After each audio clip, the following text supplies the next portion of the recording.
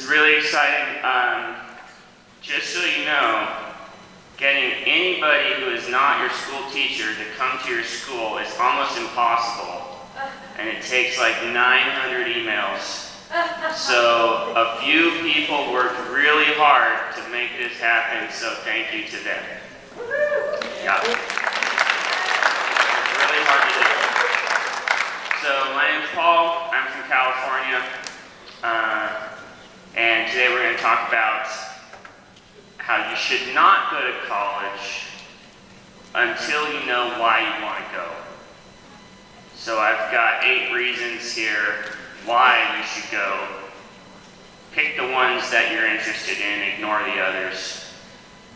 Yeah? Yeah. So I live in DC. I teach people how to get better grades in less time so they have more time to do cool stuff. I have taught this stuff to students from about 115 schools in the DC area. That is not what we're going to talk about today. Today we're just going to talk about how awesome college is. Who is going to go to college? Yes! Okay, great. That's encouraging. Okay, so this is the book. This book will not be on the test. Meaning what? Meaning it's not about the stupid test. It's about paying rent after you graduate. Okay, so a lot of what we're going to talk about is like how are you going to kick butt in life? Think about how awesome you want to be in 10 years and figure out how to get there starting now. There is no test with which you can pay your rent. Right? Okay. So, why you should go to college if you want to do cool stuff. This is a college radio station, okay? That's my wife, the one on the right, and that's Ole the Gaucho, the mascot at UC Santa Barbara, where I'm from and where I grew up. So I basically grew up at this college. I worked there off and on for 20 years, had a million different jobs. The last job I had was teaching study skills, and then I moved to DC 5 years ago, and here I am. So, college is full of cool stuff, even more so than high school. You guys have clubs here? Yeah. Clubs? How many clubs do you have? A lot, like 30? 300? So every college has like 200 clubs. So seriously, every college has 200 clubs. No matter what weird and wacky thing you are into, there are 20 people at your college who know way more about it than you do and who want to hang out. For example, the radio station. So this radio station, I had 2 radio shows here. One was where they were both kind of like interviewing people. So I find the coolest people I could get and tell them to come down to the radio station, and I ask them a bunch of questions. At that radio station, there must have been 60 different programmers with different shows. Every one of those shows is some super wacky thing you've never heard of, and they have a million fans. So, you don't have to have a radio show, but you could do any number of other awesome things. So when you get to college, I would always suggest join one club that addresses a topic that you're super into, and join one club that addresses a topic that you don't know anything about. Start with that, see what happens. Clubs meet Monday, Tuesday, or Wednesday night at 8 p.m.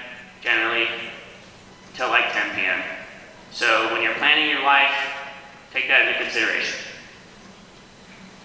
By the way, if you have comments or questions or beefs, just shout them out. Alright, so you should go to college if you want to do cool stuff, because every single thing that is cool that comes to your new town will pass through your college. Everything that comes through DC stops at one of the universities in DC, if not all of them. Every cool thing that is happening in the place you are going to move to will come through your college. So keep an eye out for that. Oftentimes it's free. All right, now, you should get A's. Okay, I don't care what grades you've been in the habit of getting up until now, that's fine, right? But once you get to college, just start getting A's, because you'll have more opportunities if you get A's. There is more cash for people who get A's, and there are more spots in graduate programs for people who get A's. So just get A's. If you want to know how to do that, you can poke around my website. There's a zillion free suggestions there. Now, who wants to be a doctor? Raise your hand high. How many people are we talking about? 1, 2, 3, 4, 5, 6, 7, 8, 9, 10. Okay, good. So, what does it take? What does it take to get into medical school? What do you know about that? What's it take to get into medical school? What GPA? In college. In college, if you want to go to medical school in the United States, then you need a 3.7 or higher in college, unweighted. 3.7 is an A-. I wish this was not true, but it's true. If you don't have a 3.7 in college, you're not going to medical school in the United States. Sorry.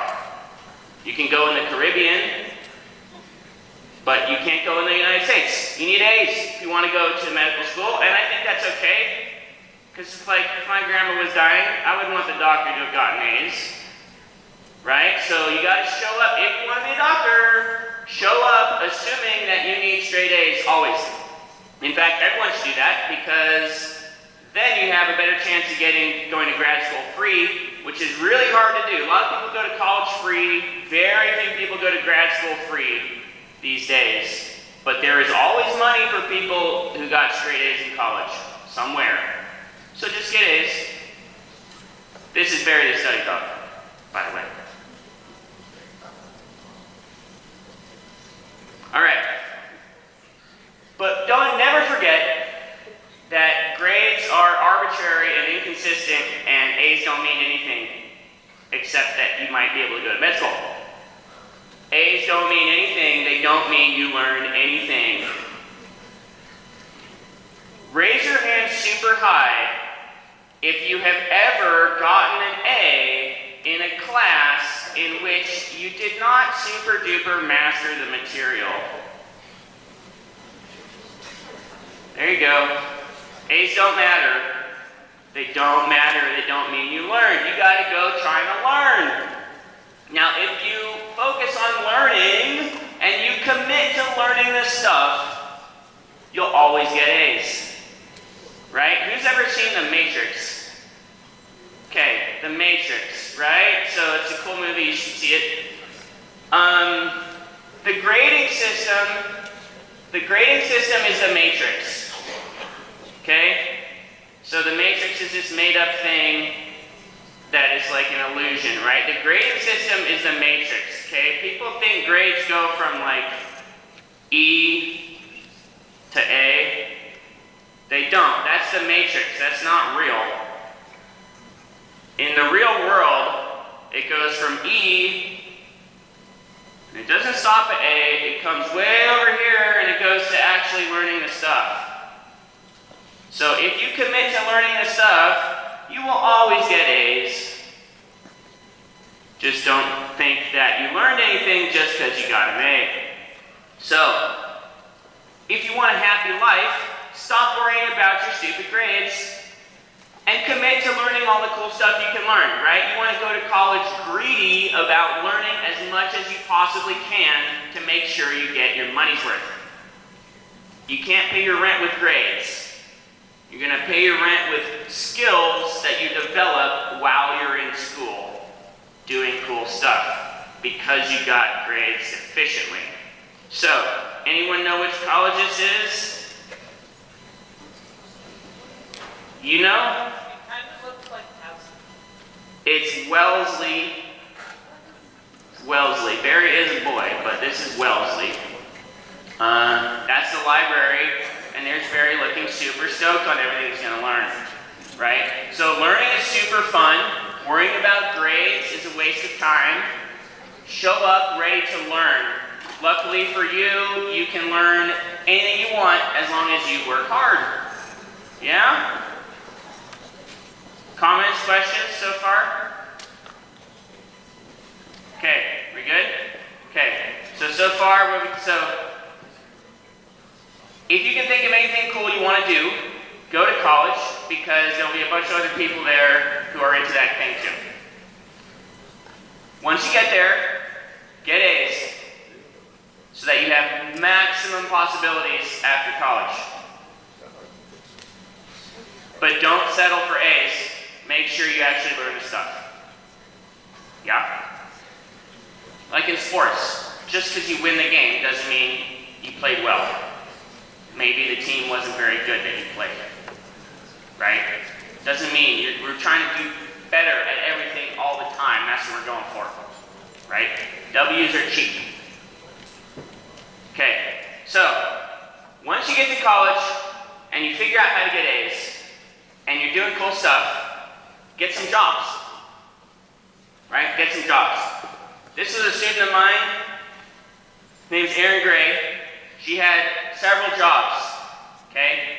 This one job that she had, before I met her, she had this job going, which is this made-up job of talking into a camera about makeup and fashion stuff on her computer, which earned her $1,000 a month. Yeah, so she made $1,000 a month reviewing like 5 different kinds of gold eyeshadow and shampoo and clothes and stuff like that. That's pretty cool, right? When I learned that, I was like, and she had 60,000 subscribers on YouTube. Okay, this is when she was a college junior. 60,000 subscribers talking about 5 kinds of gold eyeshadow. I was like, oh my gosh, why don't you talk about study skills to students here? She's like, oh, I'm too shy. I'm like, don't be stupid. You have 60,000 subscribers. You're talking to a million weirdos about gold eyeshadow. Of course you can teach study skills. So I hired her to teach study skills at the university, which, by the way, if you want to help people at the university academically, you should know that the tutoring centers on your campuses, those are the highest paying student jobs on campus. She made $18 an hour 6 or 7 years ago, teaching people how to get better grades in less time and telling people to put their phones away, especially if they're in the front row. So, get lots of jobs. Now, every job that you might want, some jobs pay money, other jobs pay an experience. So, basically any job that might be available to you as a college student is going to pay between $0 and $20 an hour in dollars, and $0 and $20 an hour in meaningful experience. So, if you need money, you are perhaps less concerned about meaningful experience of the work you're doing. But if you don't need money, you have the luxury of going after jobs that are super interesting to you, even if they don't pay. So consider that. Right now, who here has had like an honest to goodness job already? Who's had like a regular job, like a real working person?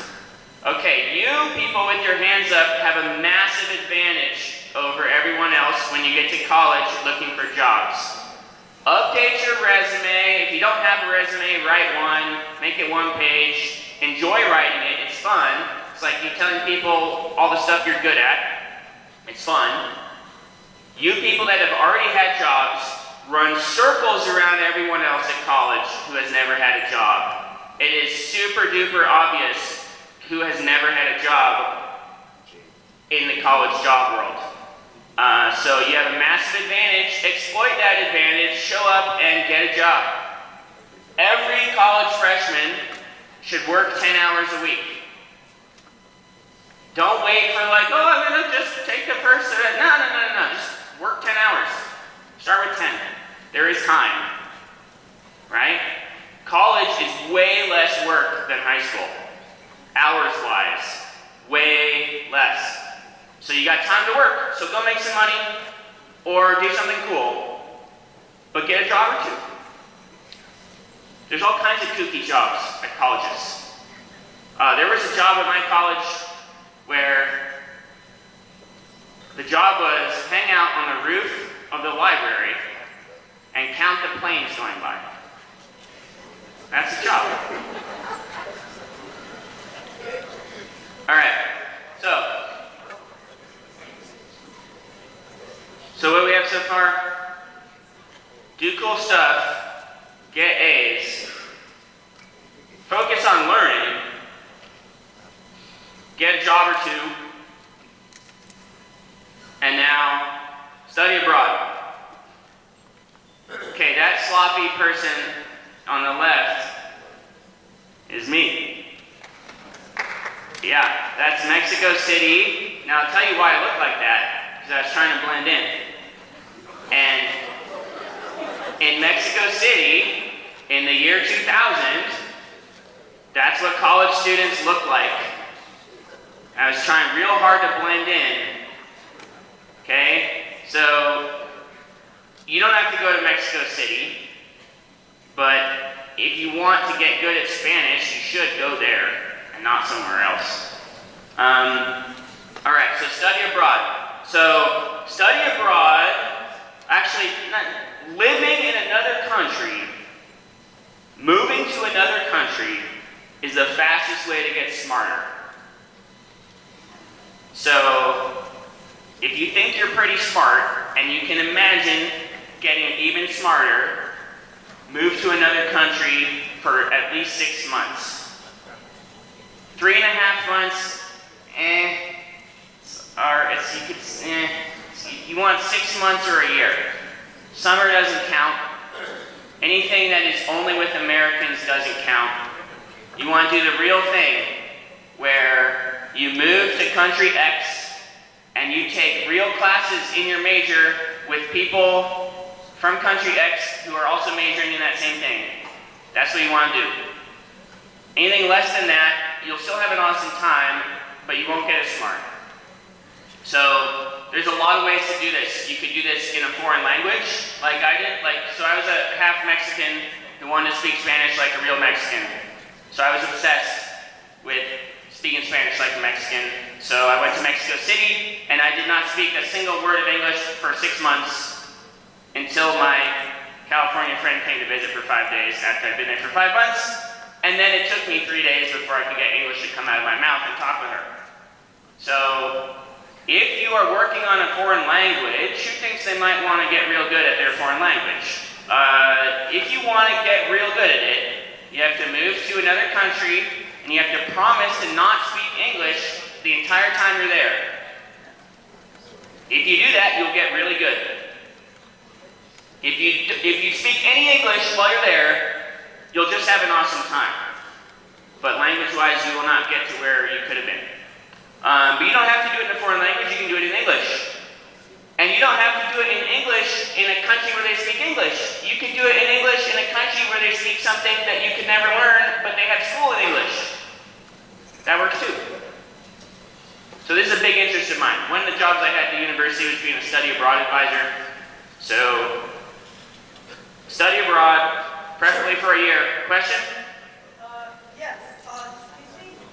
You were talking about going abroad to learn different languages, but what if the language you want to learn you have not learned yet? Do you get like a class in advance and then go? Oh, what a good question. So the question is like, what if you want to learn a language like say Japanese. You guys have Japanese here? Okay, so let's say you want to learn Japanese. And I'm saying you should go do real school in Japanese. But what if you haven't done any Japanese?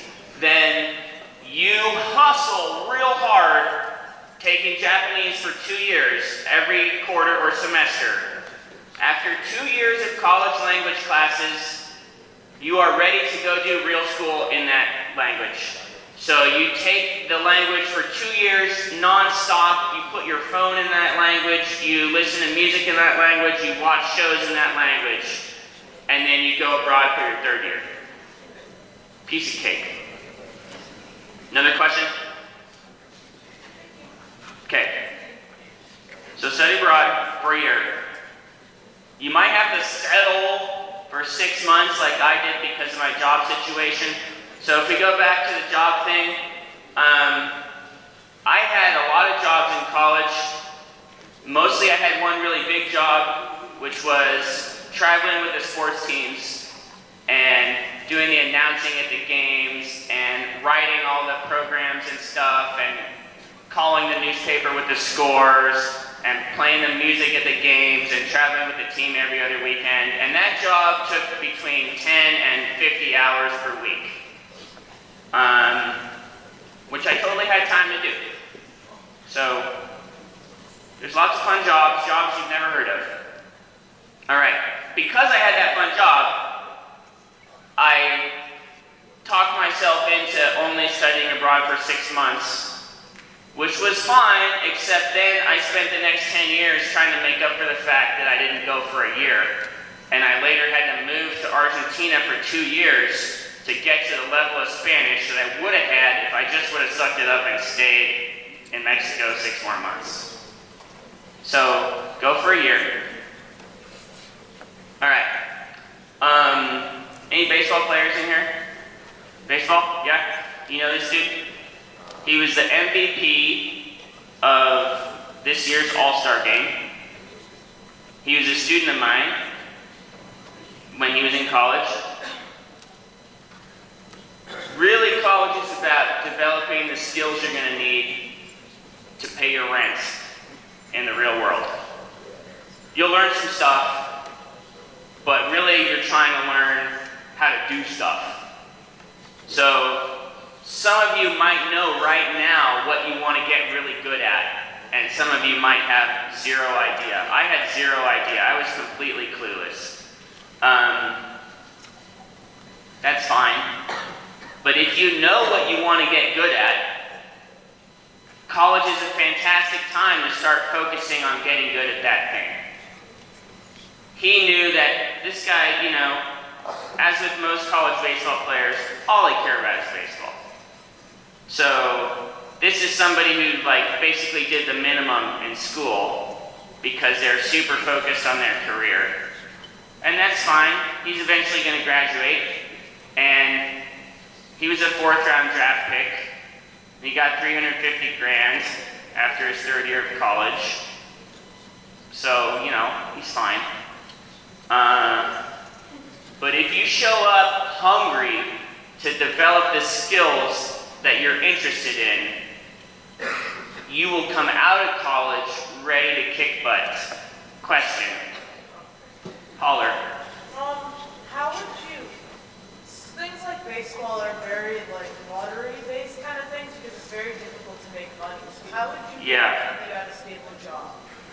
How would you, Guarantee in things like athletics and art, how would you guarantee to get a stable job? Oh, athletics and art, right. So, athletics, you're almost certainly not going to make it. Right?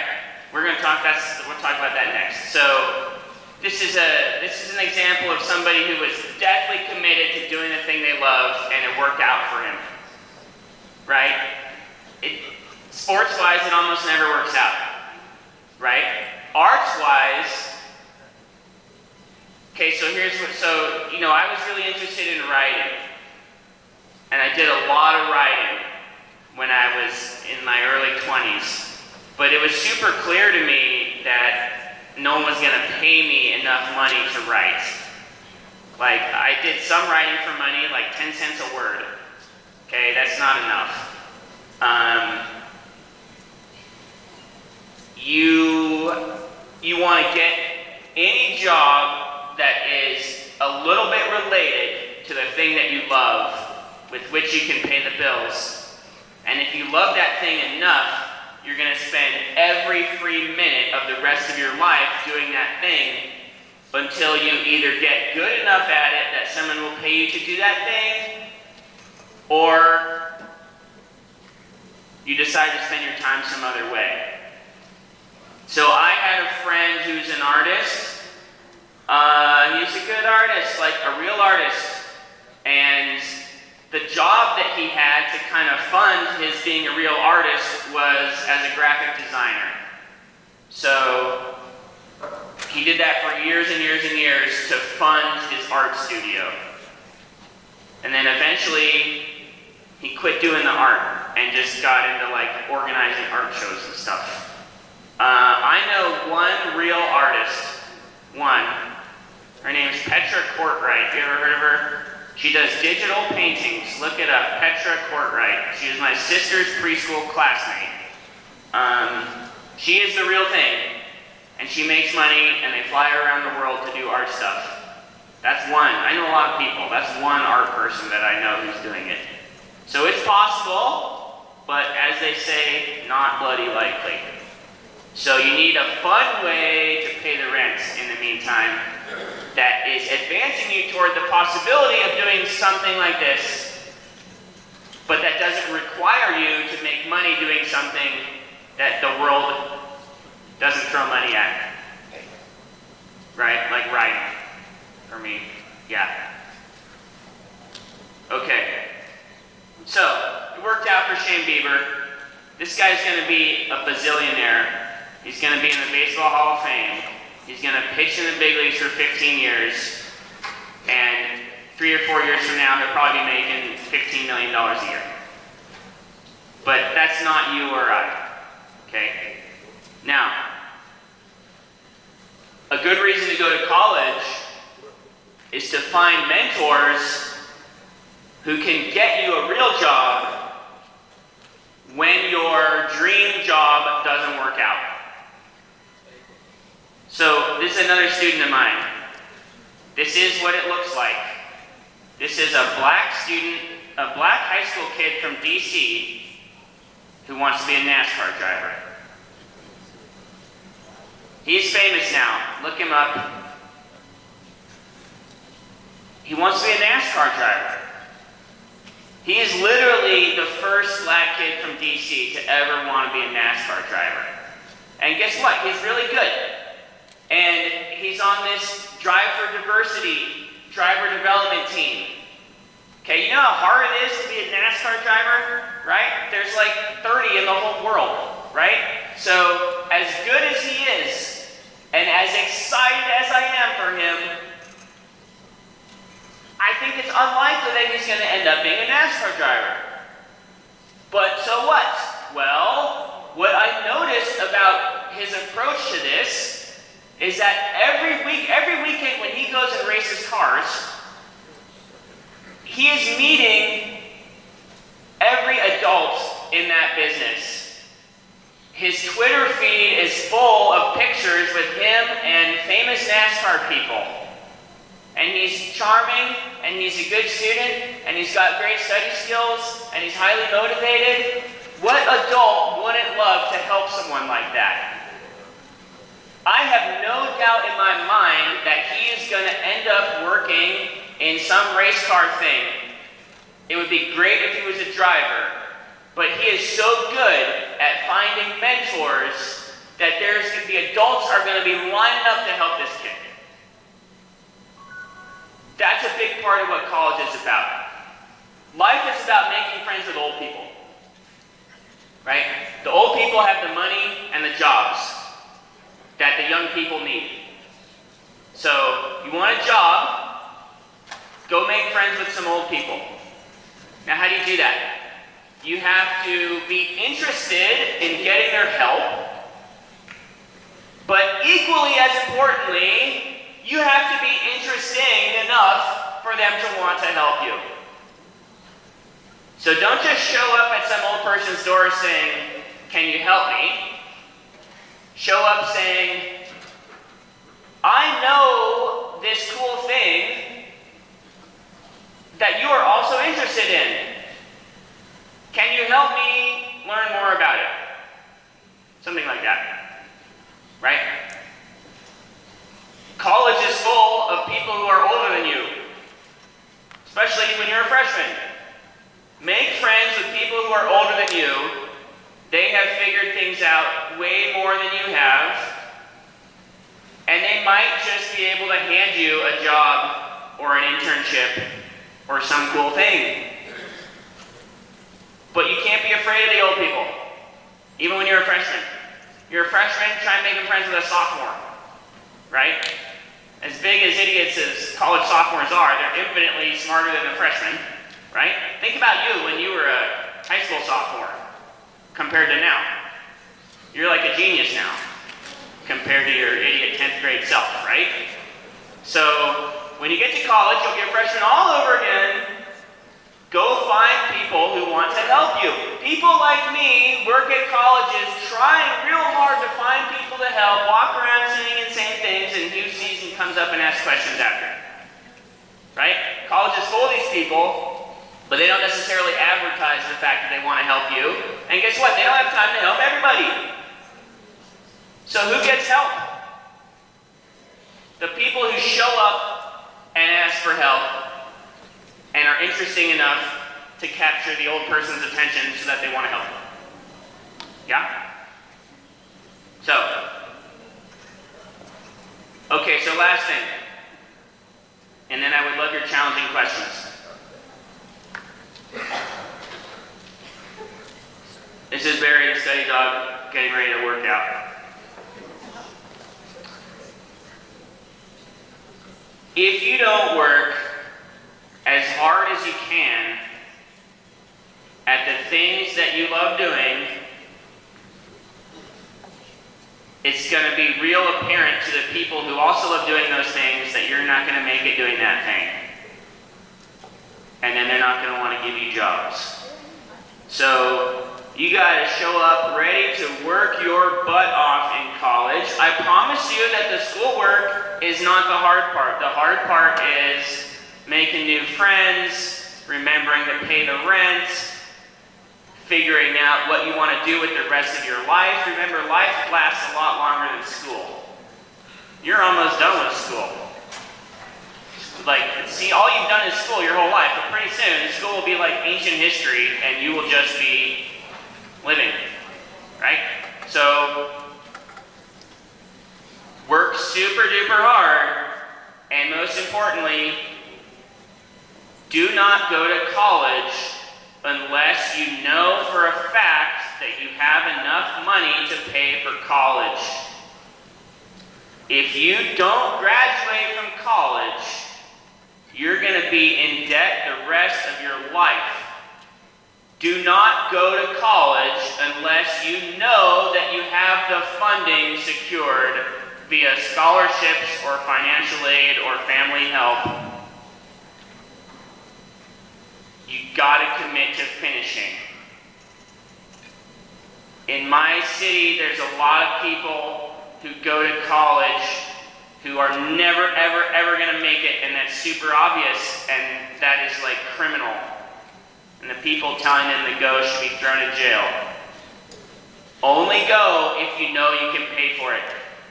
Because if you can't pay for it, you're gonna be bumming hard. Right? So how can you pay for it? Get some jobs, get some A's, and then get future school paid for. Apply for useful scholarships. Like that study abroad thing I mentioned, there are scholarships where they give you, the US government will give you a whole bunch of money if you go study a language that's super duper hard to learn in a country where life is super duper hard. There's scholarships for that kind of stuff. Show up ready to work your butt off and things will go well. Anything short of that and your life is going to be harder than it needs to be. It's actually easier to show up ready to work super hard. It's less stressful to get straight A's than to get half A's and half B's. Because when you're getting the B's, you're worried about bringing it up to an A or that it's going to slip to a C. The least stressful path through college is to cruise through with 95s in every class. That's the least stressful way to do it. It's the most efficient way to do it. And then you have the most mental and emotional and physical energy to go do all the other awesome stuff that they have at college, which is pretty much everything. College is super awesome. There's almost no schoolwork to do. Distraction. Okay, so what would you like to know? I worked at a college for 20 years. I grew up at one for like 40 years. Anything you could possibly want to know about college, I have a fun answer for it. What do you want to know?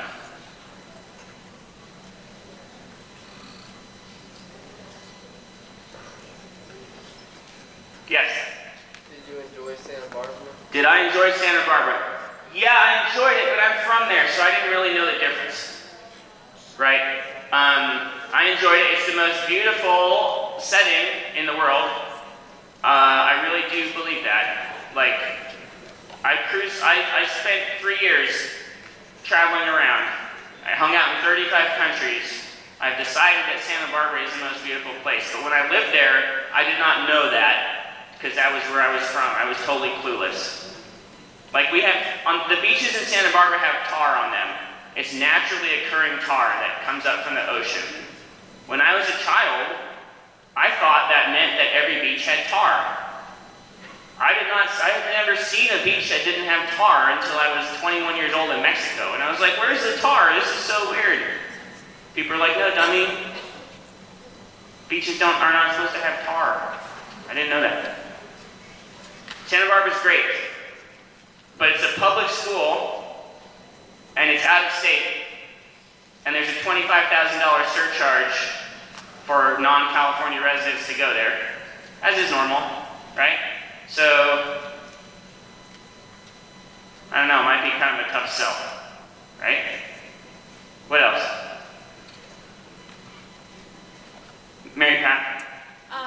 You talked about getting to school and working really hard, being focused.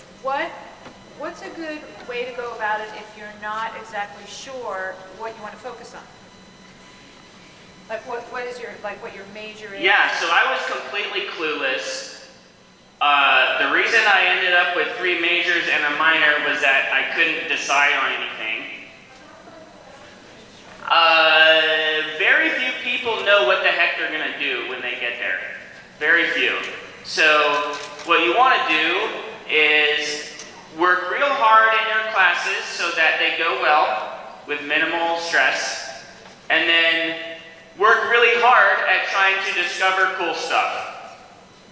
So go volunteer at the radio station, go to 2 clubs, maybe 3, go to all the free things that are on campus. All the cultural centers have free, super fringe movies. Go to those. Go talk to every professor and spend your energy trying to discover what it is that you're into. And realize that might change, right? Like some of you, who already feels like they have a mission in mind for when they get to college? A few people, some of you, a third of you.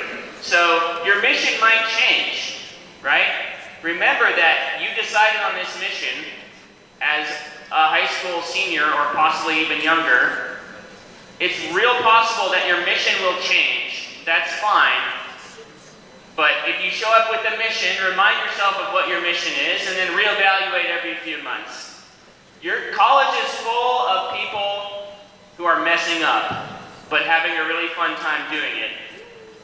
You're going to get there and you're going to see people messing up. And you're going to think, that looks so fun. Maybe I should start messing up. But no. You have your mission, they have their mission. And if you don't have a mission, then your mission is explore as much as possible and figure out how you want to spend the rest of your life. How else can I help?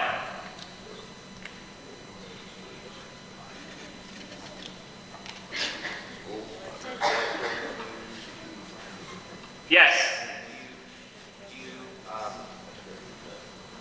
Do you think that having studied so close to where you grew up was an advantage or a disadvantage towards your education? That's a fantastic question. Thank you for that. The question was, the fact that I went to college in my own town, not even in my own town, the fact that I went to college where I had been working since 8th grade, how did that affect my long-term circumstances? It was a different time back then. This was 1997. I did 2 college applications. 2. 2, right? I applied to 3 UCs, and I applied to Stanford. And I got in everywhere, and I went to Santa Barbara because they paid me a bunch of money to go, in the form of a super duper full scholarship and a sweet job with the sports teams. That was really the driving factor for why I went, was the money. And as we mentioned here, the money should really be the driving factor in where you go. There were advantages to going to a college where I already knew everybody that worked there. And any of the disadvantages I'd say I overcame by moving to Mexico City for 6 months, and then later, because I graduated from college owing $0, I had the luxury of then traveling in Europe and the Middle East for 6 months, and then moving to Argentina for 2 years and taking the bus home. So, more so, there's disadvantages definitely. Like, I did not grow up as fast as if I'd gone to Berkeley. But I made up for it by going to Mexico City, where life is a million times harder than Berkeley. But mostly it's the money, right? You don't have to go to the fanciest college that you get into. Stanford's the hardest college to get into in the country. I wanted very badly to be convinced that I should go to Stanford and that it was worth the money. I was not convinced of that. I visited, I stayed in the dorms, I talked to everybody I could talk to, and I just was not convinced that it was worth going into debt for the rest of my life with a younger sister coming behind me. So I took the money and the sweet job. That's a really good question. The best thing you can do for yourself is graduate with minimal debt. Yeah. So is this like, are we talking about UMD here? Yeah. Yeah. So UMD is a fantastic university, right? It also depends if you know you're going to go to grad school. Like if you know you're going to a certain flavor of grad school where that's going to cost an arm and a leg, then that is all the more incentive to do college economically. Is there one, thank you, sir. Is there one last question? Yes, last question. If you're majoring in Spanish like you did, which country would you use as if you want to like immerse yourself? If you're majoring in Spanish, which country is the best one to go to? I always say Mexico City is the best place to go because Mexico is infinitely more relevant to a life in the United States than any other Spanish-speaking country. And it's a megalopolis, and it's super cool, and they have the best food. Right? It's infinitely more relevant. Spain's great. I love castles. Okay? But how many Spanish people do you know? Right? There's Mexicans everywhere. And Mexico's next door. Mexico's just more relevant. Thank you, everybody.